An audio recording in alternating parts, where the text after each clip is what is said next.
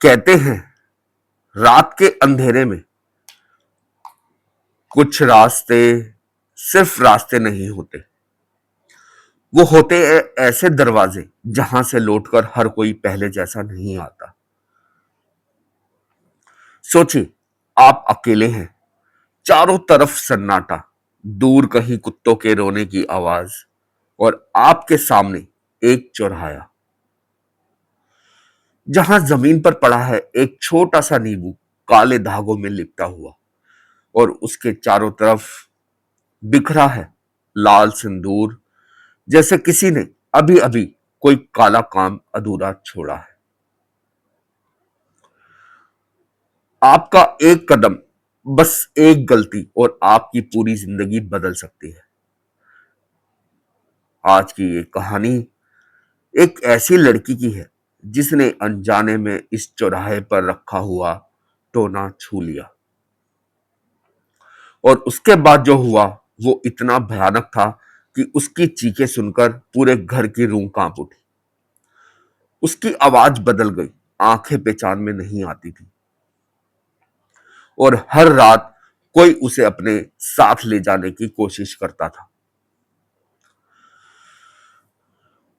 ये सिर्फ एक कहानी नहीं, ये एक चेतावनी है, क्योंकि हर चौराहा खाली नहीं होता, कुछ पर किसी और का हक होता है। तो स्वागत है आपका कहानी मंगल चैनल पर। हर हर महादेव, जय महाकाल।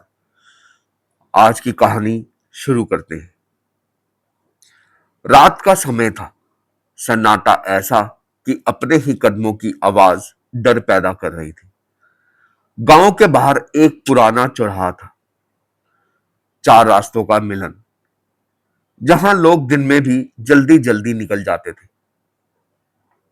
कहा जाता था कि वहां किसी ने बहुत समय पहले टोना टोटका कर रखा था और जो भी अनजाने में उसे छेड़ देता उसकी जिंदगी बदल जाती।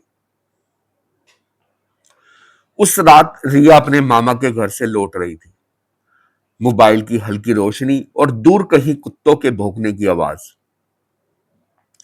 उसके बीच वह तेज तेज कदमों से चल रही थी। जैसे ही वह उस चौराहे पर पहुंची, उसका पैर अचानक किसी चीज से टकरा गया। उसने नीचे देखा, एक छोटा सा नींबू जिस पर काले धागे लिपटे हुए थे और उसके पास कुछ लाल सिंदूर बिखरा हुआ था, जैसे किसी ने अभी अभी कोई क्रिया की हो। रिया का दिल एकदम से धड़कने लगा। उसने घबराकर अपना पैर पीछे खींचा, लेकिन तब तक देर हो चुकी थी। उस रात के बाद सब कुछ बदल गया।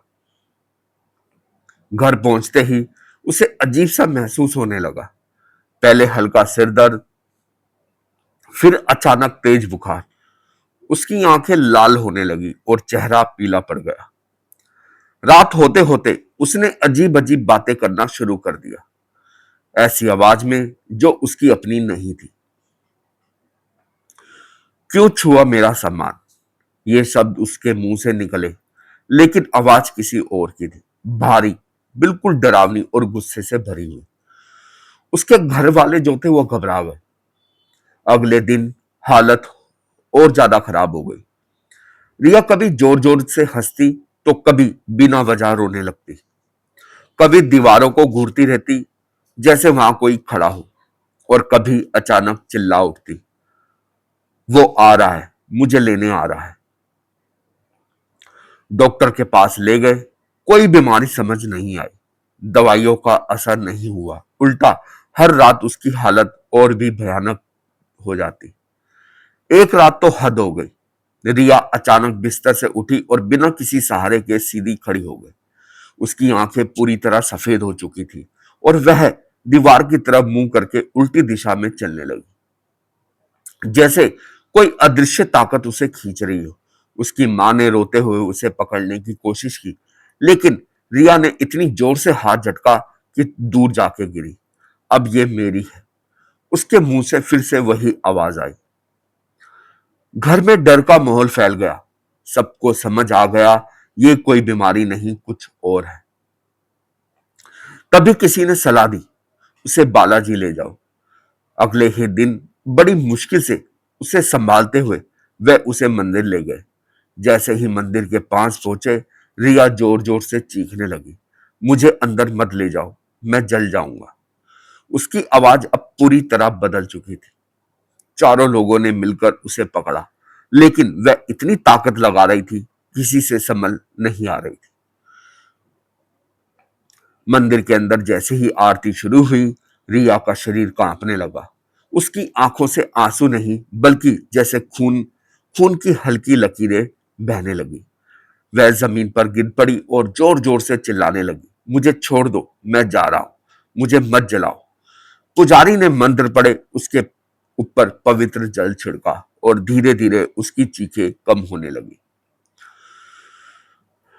करीब 1 घंटे की उस भव्य प्रक्रिया के बाद रिया अचानक शांत हो गई। वह बेहोश होकर गिर पड़ी। जब उसे होश आया, उसकी आंखें फिर से सामान्य थी। उसने धीरे से अपनी मां का हाथ पकड़ा और बोली, मां, मैं यहां कैसे आई? सबकी आंखों में आंसू थे, डर, राहत और हैरानी सब एक साथ। रिया धीरे धीरे ठीक हो गई, लेकिन उस घटना के बाद उसने कभी भी रात में अकेले बाहर निकलना तो दूर, उस चौराहे की तरफ देखना भी बंद कर दिया। और गांव में आज भी लोग उस चौराहे से गुजरते समय सिर झुकाकर जल्दी जल्दी निकल जाते हैं, क्योंकि वहां आज भी किसी के टोने की छाया बाकी है। तो दोस्तों, ये थी उस डरावने चौराहे की कहानी। एक छोटी सी अनदेखी, एक पल की लापरवाही, और जिंदगी बन गई डर, दर्द और रहस्यों का अंधेरा सफर। रिया तो किसी तरह बच गई, लेकिन सवाल आज भी वही है, क्या हर किसी को दूसरा मौका मिलता है, या कुछ लोग हमेशा के लिए उस अनदेखी दुनिया का हिस्सा बन जाते हैं? बालाजी की कृपा से, हनुमान जी की कृपा से वो बच गई। याद रखना, रात के अंधेरे में पड़े हर नींबू, हर काले धागे, हर सिंदूर को कभी हल्के में मत लेना, क्योंकि आपने भी कभी सुना होगा, आपके घर वालों ने कभी आपको कहा होगा कि चौराहे से थोड़ा बचकर चलो, थोड़ा साइड होकर चलो, क्योंकि कब क्या पता किसी की अनदेखी से या लापरवाही से उस चौराहे पे पैर आ जाए और दिक्कत हो जाए।